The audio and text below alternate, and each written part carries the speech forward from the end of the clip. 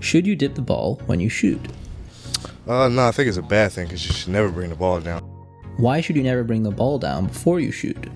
So I think that it slows it down a little bit, but at the same time, it's just it gets my rhythm going. And sometimes guys aren't able to. Luckily, my big screen from me, so I don't want that worry about getting a shot off as quick as I need to. For years, basketball players have been taught to never bring the ball down after catching it before going into their jump shot. If you've purchased Steph Curry's masterclass, you've heard the very same thing from him. It was only when Pro Shot's Paul Hoover, a legendary shooting coach, broke the news that every single successful shooter dips the ball before shooting that many in the basketball community realized the absurdity of the idea of no dip. However, I still see no dip being taught to boys and girls by high school coaches to this day. So, this video will be a comprehensive explanation of the necessity of the technique known as the dip. This video is going to have 3 parts. In part 1, I'm going to show you evidence of the widespread use of the dip with a highlight reel of the very best shooters dipping the ball. In part 2, I'm going to explain why the idea that the dip slows your shot down is false. Finally, in part 3, I'm going to explain the massively important positive aspects of the dip, features that are vital to any successful shooting technique. Before getting into the dip, I just want to quickly update all of you about some big developments with this channel. First, I'm happy to announce that I have a website up and running at scottshotbasketball.com. The website is going to offer you 2 things. First, I'm moving all of my shooting technique coaching over to the website.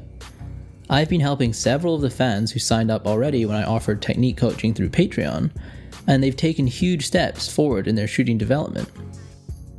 For those of you who might be interested, I help you by reviewing film of your shot, much like I do with pro players here on YouTube, and writing back to you with detailed suggestions and annotated images that show you how to improve your shot. And I also give drills to help you make those improvements. There's more information in the website, which is linked in the description box below. And I think you'll find that these reviews are great value given how much you can improve your shot with just a few technique adjustments, even compared to an in-person workout with another coach. Second, I'm going to be releasing clothing in the coming weeks, and you'll be able to pick up those designs over on the website. If you want to stay updated about the clothing launch, be sure to follow me on Instagram. Finally, for those of you who are wondering what is happening with the Patreon, I will continue to have it up and running if any of you would like to support the channel with smaller donations, but Patreon will no longer be the way to get me to review your shot. Thanks for your patience, and let's get right into the video evidence of the dip.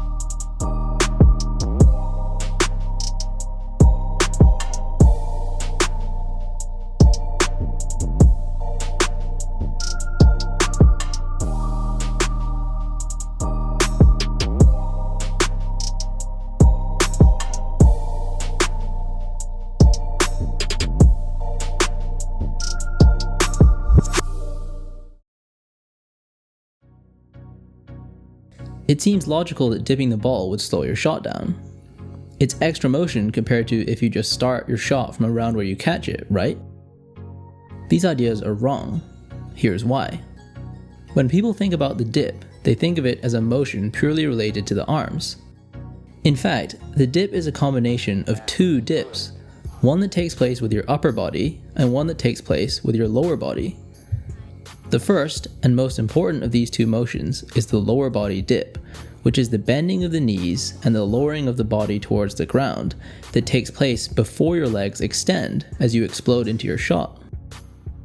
This movement is actually a large part of the dip, because even if you were to hold the ball close to where you catch it relative to your body, sort of like Steph Curry does, The ball will still dip relative to the ground because your entire body dips towards the ground when you go into your shot.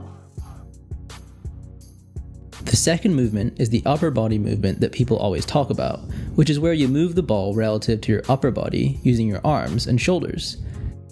The dip is a combination of these two movements. The reason why not dipping the ball with your arms won't speed up your shot is that the first part of the dip, the body dip, takes place regardless of what you do with your arms. It's impossible to shoot effectively without this bending of the knees and subsequent extension of the legs, so this happens no matter what your upper body does. Therefore, there's an unskippable period of time in your shot where your body moves towards the ground to load power and then extends to exert this power. This period of time is simply built into your shot. Because of this, you can either dip the ball with your arms relative to your body or not during this time period, and it really doesn't make a difference to the overall speed of your shot.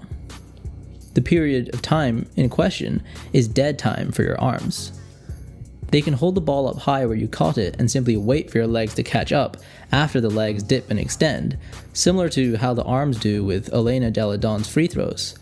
Or they can mimic the motion of the legs by dipping and then raising along with the overall momentum of the body, which is a far more logical thing to do. This, of course, explains why every single good shooter does dip the ball with their arms outside of free throws, where you have no pressure in your shot and where you're close to the rim. The only way you would save time by not dipping with your arms would be to eliminate the leg dip. This would require you to be already exploding upwards from your jump when you catch the ball. However, if you try this out for yourself, you'll quickly understand that this is an impossible way to shoot consistently. Now that you understand why dipping the ball with your arms makes little to no difference in the time it takes to get your shot off, I'm going to explain why the choice between dipping or not dipping your arms relative to your upper body is extremely obvious, by outlining the vital benefits of the upper body ball dip.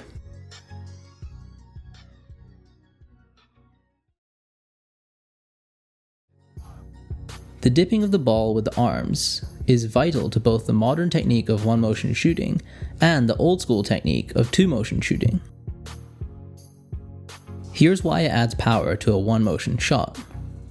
By lowering the ball with your arms before exploding into your shot, you allow the ball to gather momentum before it passes through your set point and is pushed up towards the basket.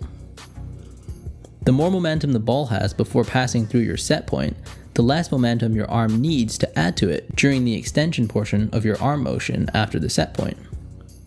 If you did not dip the ball, your shoulders and arms would have to work harder to start the ball's motion by adding momentum to it from a complete standstill over a shorter distance.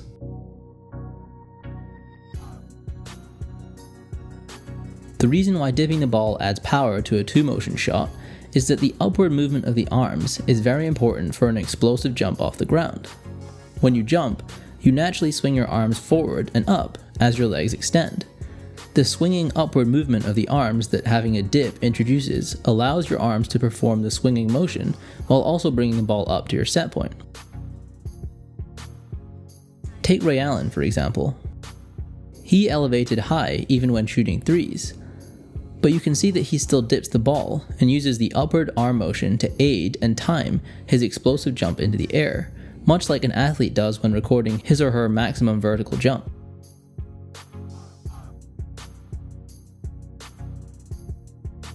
So, I hope that these various explanations have helped you to see why a dip will not only not hurt your shot, but will likely help you to shoot. For those wondering how far to dip the ball, I would usually recommend anywhere below the sternum and above the knees. A dip below the knees is likely to cause your natural lower body dip to slow down to wait for your large arm dip, so in that case, you might actually be slowing down your shot unnecessarily.